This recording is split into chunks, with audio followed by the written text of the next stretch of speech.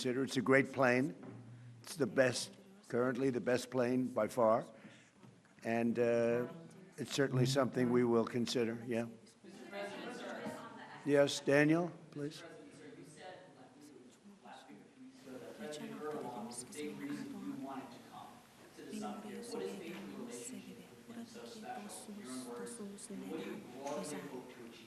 You never know why a relationship is special.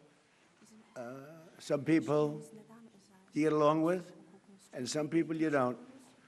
Sometimes you get along with the toughest people, like him, and sometimes you don't get along with the weakest, most pathetic people. You just don't get along. Maybe you don't respect them, but you know, from the day we met, we got along. We had a pastor, as I remember, his name was Pastor Brunson, and it was a very big thing, and it was very traumatic. He was sentenced to a long-term prison sentence, and I felt he was innocent, and I called.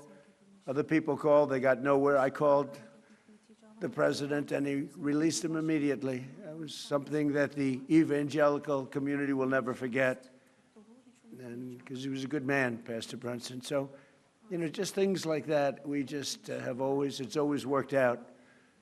And I think it's been from the very beginning, from the first moment. There's just, I said it before, it's a chemistry that works between us. There are those that I don't have a good chemistry with, I will tell you that. And we work that out too. Mr. President, are further troop drawdowns in Europe are you likely to announce further troop drawdowns in Europe? Say it? Are further troop drawdowns in Europe likely? And are you satisfied with the progress that NATO allies have made? Well, we're going to see. I was very disappointed with NATO. And frankly, if it weren't held in Turkey, where my friend happens to be a very strong leader, a very strong person, it's possible that I wouldn't have attended. I felt I had to attend because of the fact that, you know, I know he's gone all out. It was a big thing to have NATO come to Turkey or any place else. It's a big thing. But we weren't treated well because we did something in Iran. We don't need anybody's help. I didn't even want their help. But before I asked, they said they wouldn't be there. And we've invested trillions of dollars in NATO. Why? To protect European countries and others, Canada, etc., but to protect people, countries from, generally speaking, it used to be the Soviet Union, now it's Russia. And I say that's fine, but you would think that they'd be very willing to do something to help us, and they really weren't. In the case of the United Kingdom, the Prime Minister, I guess he's no longer there, maybe because of this. It was a very unpopular thing he did. He said, no, we'll help after the war is over. I said, I don't need that kind of help. We didn't need any help at all. And in a way, I was testing people. I was testing to see whether or not they'd be there, because I've long said that we helped them, but I'm not sure that they'd be there for us. And Italy turned us down, and Germany turned us down, and France turned us down. And it's okay. But, you know, why are we spending hundreds of billions of dollars and they're not there for us? We've always been there for them.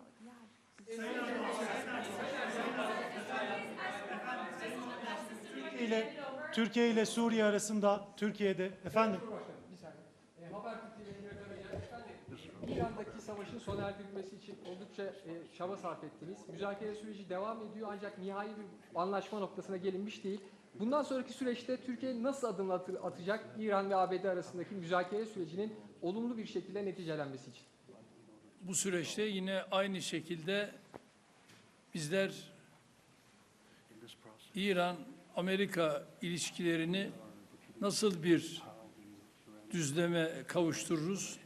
Onun gayreti içerisindeyiz. Elimizden geleni yapmak suretiyle dünya barışına bir adım atalım diye gerek şahsım, gerek arkadaşlarım hep birlikte çalışacağız. ben sizlere. 80 bine yakın insan hayatını kaybetti Gazze'de. Çok büyük de bir yıkım var. Ateşkes sağlandı ama yer yer bu ihlaller devam ediyor. Ateşkes ihlallerinin önlenmesi için, insani yardımların Gazze'ye girebilmesi için, ayrıca Gazze'nin yeniden inşa edilebilmesi için önümüzdeki süreçte ortak atabileceğiniz adımları değerlendirecek misiniz muhatabınızla? Müsaade buyururlarsa kendisinin de bu konudaki fikirlerini almak isteriz. Teşekkür ederiz efendim. Özellikle Gazze konusunda tabii değerli dostumla bunları da konuşarak özellikle bu bölgedeki barışı sağlama için bu liderler zirvesini çok önemsiyoruz ve bu liderler zirvesinden aynı şekilde bir kararın çıkmasını da hayra yorumluyoruz ve bunun olabileceğine de ben ihtimal veriyorum. Efendim, Türkiye-ABD ilişkilerinin geliştiği bir dönemi gözlemliyoruz. 2025 yılında geçen yıl Amerika Birleşik Devletleri'ne yaptığınız ziyarette önemli ticari anlaşmalar da imzalandı. Suriye konusunda Türkiye'nin önemli bir aktör olduğunu söylemişti Sayın ABD Başkanı. Şimdi yeni dönemde gelmeden önce de Sayın Trump bir sürprizle geliyorum ifadesini kullandı. F-35'i, Kaan savaş uçaklarının motorlarını konuştuk. Acaba gündeme gelebilir mi şeklinde. Siz bu sürprizin ne olduğunu düşünüyorsunuz? Türkiye bugünkü görüşmelerden sonra istediğini alabilecek mi? Teşekkür ederim. Tabii F-35 konusu biliyorsunuz bizim için yeni bir konu değil ve bunu bizler Amerika ile daha önce de görüştük ve biz 5 uçağı da sözünü aldık ve Sayın Trump'ın bu konuda bize ayrıca sözü var ve şimdi de bu liderler zirvesinde yapacağımız görüşmelerde F-35 ile ilgili kendilerinden bu daha önce aldığımız sözün ben geleceğe yönelik olumlu şekilde test ettiğimizi biliyorum ve bu konuda da Sayın Trump her zaman sözünün arkasındadır. Burada yine inşallah F-35 konusunda bu liderler zirvesinden hayırlı bir karar çıkacağına inanıyorum.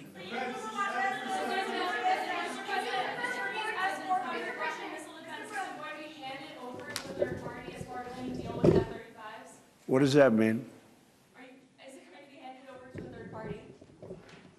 Is that not part of the deal? Third party? What is the third, with respect to what? There's our concerns about the Russian missile defense system. Do you have those concerns about this system? Are they going I to have have no to? concerns at all about anything. I mean, he's a leader of a country that he's made a much better country, much more powerful country, and you see it. I mean, it's beautiful. You get off, the roads are beautiful. It's an amazing thing. Now, I have no concerns about anything having to do with Turkey. The relationship, I would say the relationship with Turkey right now is better probably than it's ever been. It was good in my first 4 years, but I think now it's probably better than that, if that's possible.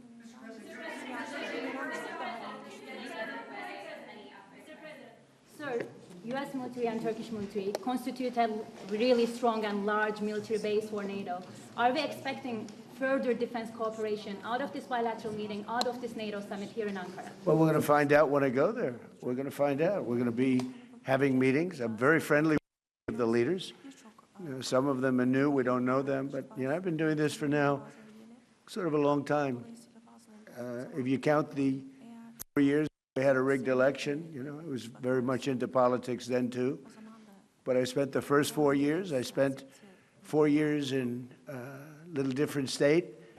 And then we've had an amazing, probably the best year maybe ever had by an American president. The economy, we have the greatest economy we've ever. $19 trillion, $19.2 trillion to be exact, being invested in the United States. That's 7 or 8 times more than it's ever had. It's a world record, not just a U.S. record. And I just read where, in fact, coming over, I was in the car with those beautiful horses, those great riders, those great soldiers, and it came over the wires that Toyota is moving out of Mexico into the United States and building one of the biggest truck and car plants ever built. It's amazing. That's what tariffs do, if properly used. And so we've never had a more exceptional economy or potential economy. There's never been anything like it. Under the last administration, they did much less than $1 trillion of investment coming in. And we're at 19.2 trillion in actually the first 12 months, because that's where it's, really, so we're there a year and a half, so that number is now substantially higher. But 19.2 trillion, Scott, for a period of 12 months. Nobody's ever seen anything like that. So we have by far the greatest economy. We have more jobs right now in the United States than ever before. And we have a great relationship with some countries on trade, and Turkey happens to be one of them. Sayın Cumhurbaşkanım, siz her fırsatta dünya beşten büyüktür, daha adil bir dünya mümkün tutuyorsunuz. Bugün konuğumuz Sayın Trump, ABD Başkanı, onun da zaman zaman küresel sistemin mevcut durumuna ilişkin eleştirilerini biliyoruz. NATO'nun iki en büyük askeri gücü olarak bu noktada, bu eleştiriler doğrultusunda ortak bir adım, ortak bir girişimde bulunması önümüzdeki süreçte söz konusu olabilir mi? NATO'da iki önemli ülke olarak gerek Amerika gerekse Türkiye, bizler bu liderler zirvesinden de dayanışma içerisinde güçlü bir çıkışı sağlayacağız ve bunu da başaracağımıza inanıyorum. Rusya-Ukrayna savaşı konusunda savaşın başından bu yana arabuluculuk tesis ettiğiniz, iki ülkenin Dışişleri Bakanlarını Antalya Diplomasi Forumu'nda bir araya getirdiniz. İstanbul'da çok önemli müzakereler yürüttünüz. Bu zirve kapsamında da Sayın Trump'ın Sayın Zelenski ile görüşeceğini biliyoruz. Nihai aşama olarak hangi noktadayız? Savaşın sonlanması konusundaki gidişata ilişkin değerlendirmeniz nedir? Teşekkürler. Antalya Diplomasi Forumu'nda Dışişleri Bakanlarımız bir araya geldiler. İstanbul müzakere sürecini de... Is that for me? Are you asking me, or are you asking the president? The president, yes. Biz Rusya-Ukrayna arasındaki bu gelişmeleri de yine değerli dostumla burada paylaşacağız, görüşeceğiz ve ona göre de adımlarımızı atacağız. Televizyon kanalından Hatice Kübra Bal. Benim sorum da aslında az önce biraz yanıtladınız ama Türkiye'nin 5. nesil uçağı Khan motorları için F-110 motorlarından söz edeceğiz. Aynı zamanda kassa yaptırımları ve bu bağlamda da F-35 alımı ile ilgili aslında bu görüşmeden bir somut sonuç bekleyebilir miyiz? Onu merak ediyoruz. Ben bunu daha önce değerli dostumla görüştüm ve Kaan'la ilgili onun motorları noktasında bu liderler zirvesinde bu görüşmeyi değerli dostumla tekrar bir araya geldik. Onu görüşeceğiz ve inanıyorum ki bununla ilgili bize verdiği müjdeyi burada da tekrar edecektir ve bu müjdeyle de herhalde liderler zirvesinde kendisine teşekkür edeceğiz. You know, I might add that Turkey bought planes. It's the best plane. But they bought planes from the United States. And when you buy a plane from the United States, if there's engine rehab and other things that are done to engines, there's various things that happen, including just maintenance. I think we have an obligation to maintain engines and help them maintain engines. When you buy a plane from us, what are we going to do? Say you're buying a plane if the engine needs work or if the engine has to be rehabilitated or even upgraded somewhat. But I think we have an obligation to do that. What are you going to do? Say, I'm not going to do that? Look, Turkey's been, I know, a lot of people don't agree, although I think with time they're starting to. Turkey has been a great ally for us. Turkey could have gone on the side. They know Iran very well. and they know the problems with Iran. But they've been very instrumental, along with a couple of other countries, of helping. They could have gotten into the fight. You know, I hear some people saying about their relationship with Israel. They could have gotten into the fight. They're a very powerful military nation. They didn't do that. Maybe they didn't do that because of me, but they could have gotten into the fight on the other side. They are a nation that's been very, very good, and I can speak for myself as president. They've been extraordinary in many ways with respect to our relationship, including trying to end the war with Iran, or whatever you call it. It's not even a war, it's a military operation. It's a denuclearization. That's really what it is, of Iran, because I don't think he wants to see them have a nuclear weapon either. I'm pretty sure of that. In fact, I'm totally sure of that. So, but when they buy a product from us, whether it's a plane or anything else, when it's time for maintenance, I think don't we have an obligation to help them? What are we going to do? Say we're not going to let you use the product that you spent a lot of money in buying? And especially when it's been somebody that frankly has been more helpful to the United States than many other more traditional countries.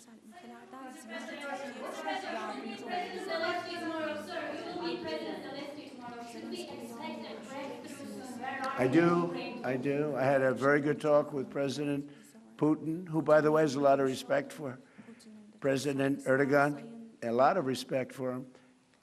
We had a long talk yesterday. It lasted a long time, and I also spoke with President Zelensky right after that. I think they both want to make a deal. It's too bad it took so long, but I think there's going to be something's going to come out, and the president's also helping us with that. But I think there's something. You know, I settled 8 wars, and I think we're going to be settling a 9th. It doesn't seem likely now, but sometimes with war, I see when it's least likely, that's when it happens. I had a very good talk with President Putin. I had a very good talk with, I would say, as a combination. A lot of times I'd do well with Putin, and Zelensky would be a problem, or vice versa. Zelensky would be great, and Putin would be. They both want to get it settled now. More than that, that's all I do in my life is deals. I know deals. And I think we're going to get it settled, hopefully soon. Last month, 35,000, mostly soldiers, died. The month before that, it was 24,000. The month before that, it was 27,000. And the month before that, it was 29,000. But last month, it was 35,000 young soldiers, mostly soldiers, died. And that's crazy.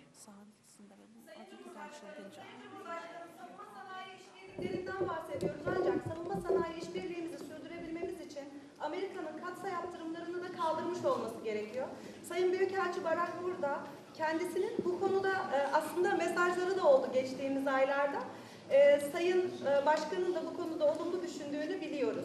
Hem ticaret hacmi hedefine ulaşmak hem de NATO zirvesinde burada Sayın Trump gelmeden önce de açıkladılar.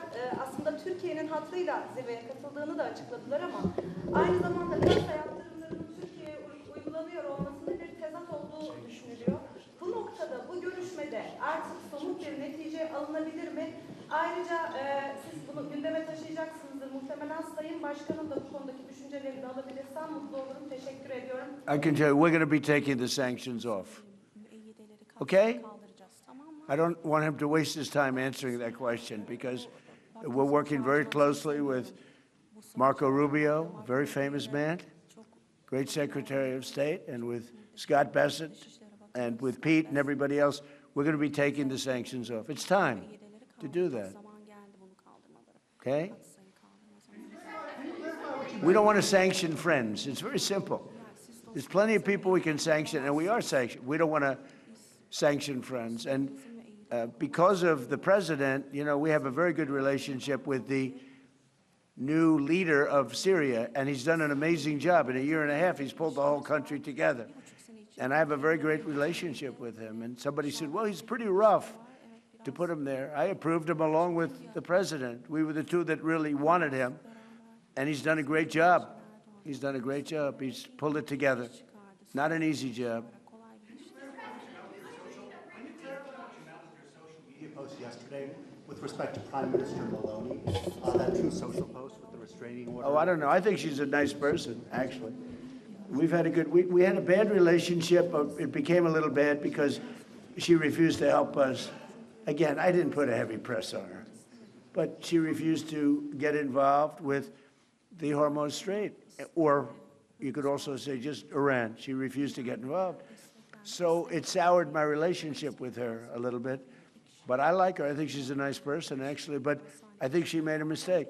You know, they get a lot of their oil from, we don't get any of our, we have a lot of oil. The United States has more oil than anybody. And when you add Venezuela to it, it's like we have far more oil than anybody. We don't need the straits. We do this because we think it's an important thing to do. But she just wasn't there for us. And I wasn't happy about that. You can imagine, I wasn't happy about that.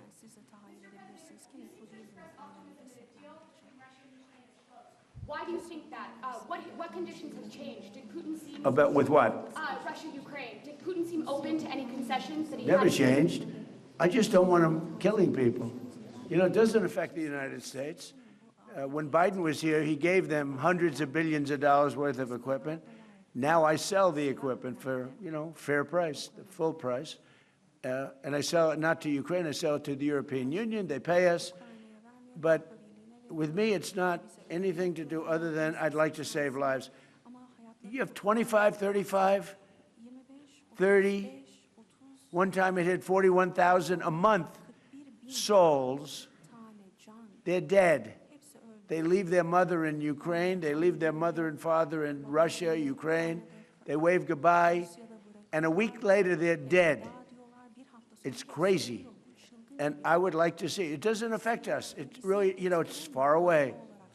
It affects Europe much more. We're there to help Europe, but it doesn't affect the United States. We have an ocean in between. But, you know, it's just, I can't stand watching what's happening. I've seen the pictures of those battlefields, and it's a drone war. It's a war of drones. It's a whole new technology.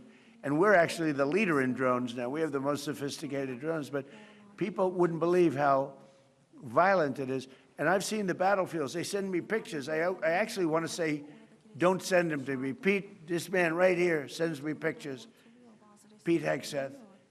And I said, Pete, you know what? It doesn't help to look. I've never seen anything like it. It's carnage. And it should stop.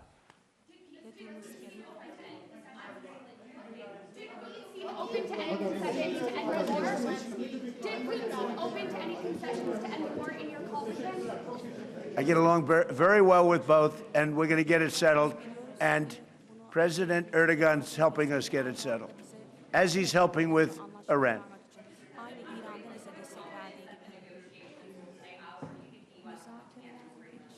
With respect to what?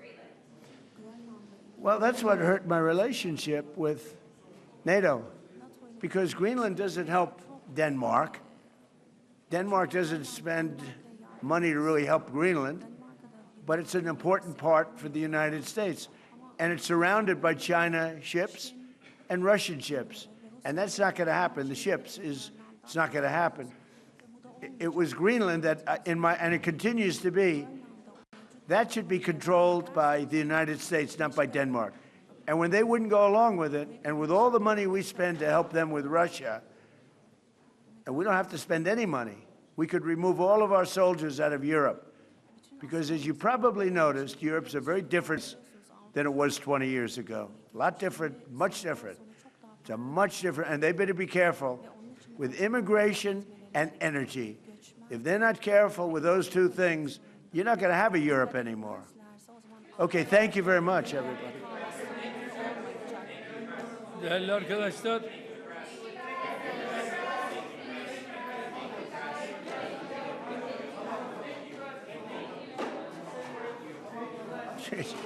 One thing, it's amazing. It's amazing. Harika gerçekten. İnanılmaz bir şey yani.